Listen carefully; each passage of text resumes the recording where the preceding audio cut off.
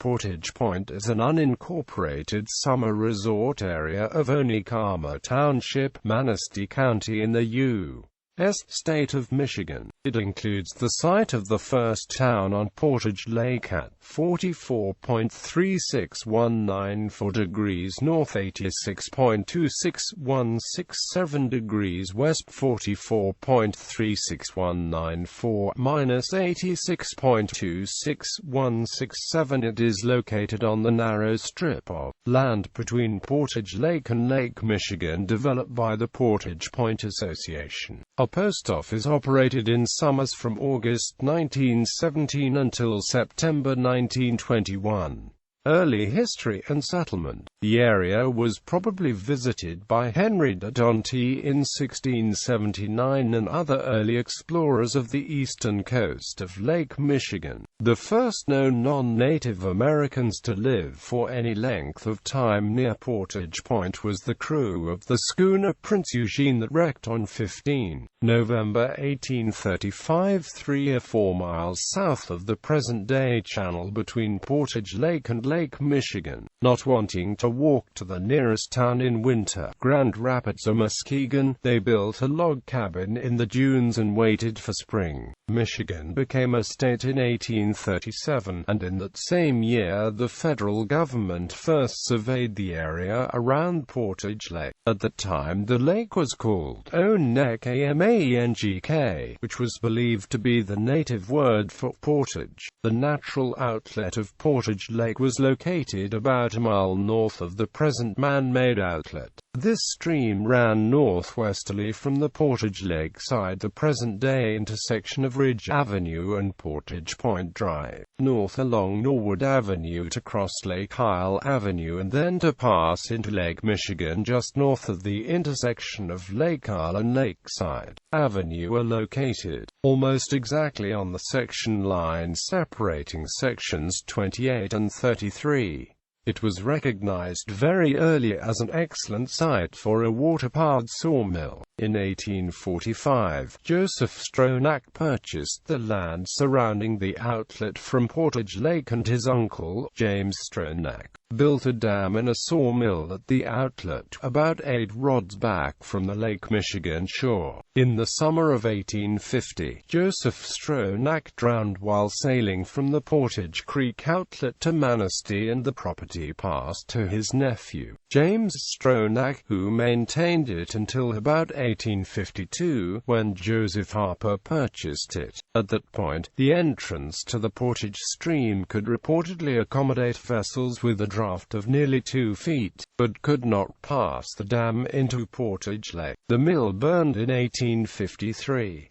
Harper returned the 40-acre property to Stronach, who in turn sold it to the J.L. James Company of Chicago. Over the next 18 years, the mill was rebuilt and the property expanded to more than 4,000 acres of timberland. The property was operated successively by a number of firms, including Hanna and Rockwell in 1857, Coffin and Lockwood in 1860, Porter and Bates in 1866, Porter and Ampco in 1868. By 1870, the operation of the sawmill and its dam had created difficulties for landowners on the northern and eastern shores of Portage Lake. The lake is originally landlocked, except for the small stream, and had a natural height about 4 to 5 feet above the level of Lake Michigan. The dam created at the Portage Mill to operate the sawmill was increasingly raised and had the effect of raising the water level of Portage Lake by an additional 5 to 6 feet, flooding the low-lying land at the far end of the lake. From 1860, farmers in the area began to complain about the mill operator's practice of periodically raising the lake level to accommodate the needs for power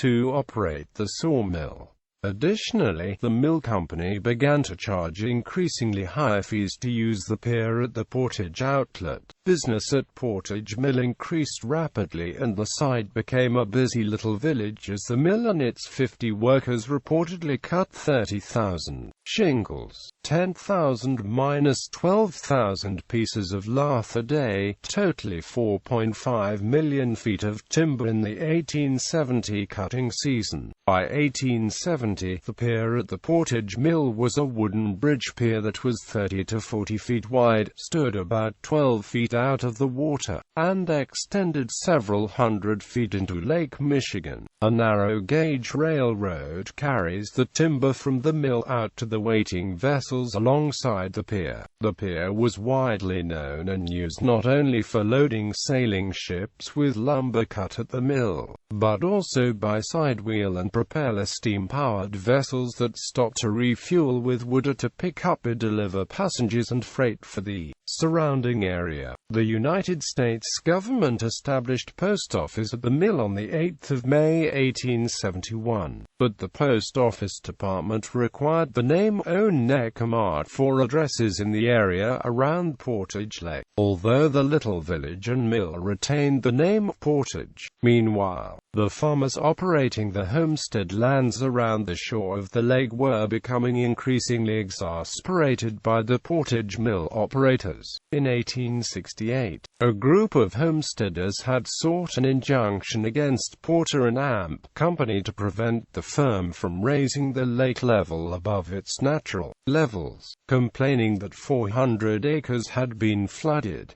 Others complained that they could sail boats among the trees. As a result, the Circuit Court ordered on the 25th of May 1870 the removal of the dam by the 5th of December 1870. The court order required that it be served personally on the proprietors of Porter and Amp Company, but this proved to be difficult as they were located in Chicago. By mid-April 1871, the homesteaders made a formal complaint in Circuit Court reporting to the court that Porter and Amp Company had failed to comply, under the pretense of starting a rival timber company. Nathan Pierce and Theodore Heiss had purchased a strip of land in 1867 from Andrew Shanks about a mile south of the Portage Mill on the narrow sand isthmus between Portage Lake and Lake Michigan. 4 years later, Amos Pierce with a group of other like-minded men decided to dig a ditch that would permanently lower Portage Lake to the level of Lake Michigan and put the Portage Mill out of business. A long list of local people joined in the effort to dig a ditch. When Porter and Amp Company's representatives saw the work underway, they attempted to charge the organizers with cutting off the water supplies, but the feelings against the company was so bitter that the court dismissed the complaint. On the night of the 13th of May 1871, the ditch was ready with only a log barricade holding back the waters of Portage Lake, and those who had been involved reportedly held a dance celebration for 50 people at the site. The following morning, Sunday the 14th of May 1871, a single logs pulled the barricade down and the waters rushed through the cut, digging an even deeper and wider passage. The new passage was nearly 500 feet wide and 12 feet deep, lowering Portage Lake by 12 to 14 feet and returning it to its prehistoric condition as a natural bay of Lake Michigan. Offshore in Lake Michigan that Sunday, the sidewheel steamer John A. Dix on a passage between Manistee and Traverse City suddenly found itself surrounded by trees swept out from the new Portage Lake cut and changed her course to the Wisconsin side of the lake to avoid the danger. On Monday, the 15th of May 1871, the tugboat Williams was first ship entered Portage Lake through the cut to loud cheers and celebration. In recognition of this fact, the local people named the Portage Lake side of the cut Williamsport, Michigan in honor of the tugboat. With this development, the settlement around the old Portage outlet was moved to the eastern end of Portage Lake, where it adopted the new post office name of Onekama Summer Resort. After the lumber industry was exhausted, Michigan's leaders began to look for an alternative means of economic development of the state. In 1897, the Michigan state legislature enabled the formation of corporations in order to build resorts. In 1902, the Sunnyside Assembly purchased the land on the northwest side of Portage Lake that had formerly belonged to the Marvins. They changed the name of their organization to the Portage Point Assembly and incorporated it on the 31st of January 1902 under the special 1897 Act of the Michigan legislature for building a resort, and immediately began to build the Portage Point Inn on the 12th of July 1902. The following year, the building first opened for guests on the 20th of June 1903. The first decade for the Portage Point Inn was a difficult time, but a few cottages were built and paid annual dues to the resort. In 1909, the Northern Michigan Transportation Company began to purchase tracts of land on the northern and western shore of Portage Lake, and by 1914 had become the principal investor in the Portage Point Assembly, and, by the end of that year, took over management of the inn. They platted the subdivision of 40 acres of land to the north of the Assembly's property that included the sire of the old village of Portage, and began to sell the lots. This area was called the Portage Park Addition and consisted of 3,500 lots including a golf course.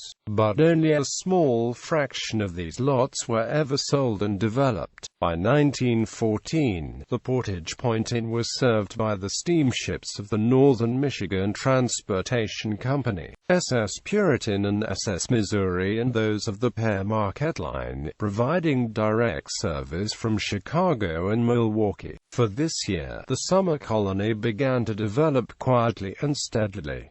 Mary B. Hattendorf was the first of a large group of residents from the Chicago suburb of Western Springs, Illinois, to come to Portage Point. A widowed schoolteacher, she and her young son first arrived in 1914 and purchased 2 lots, first living in a tent and then constructing a house on the same site in 1916. She persuaded her closest friends from Western Springs, Illinois, Harmon and Mary Watt, to join her for the summer. They purchased adjoining lots and were soon joined by other mutual friends from Western Springs, including Leonard and Anita Vaughan, Hugh and Nell Rowland, and the Arthur Boyers. Many others from the same town joined them over the years as following generations continued to make Portage Point the summer residence and brought the friends and extended families. In 1985, the Portage Point Inn was listed on the National Register of Historic Places.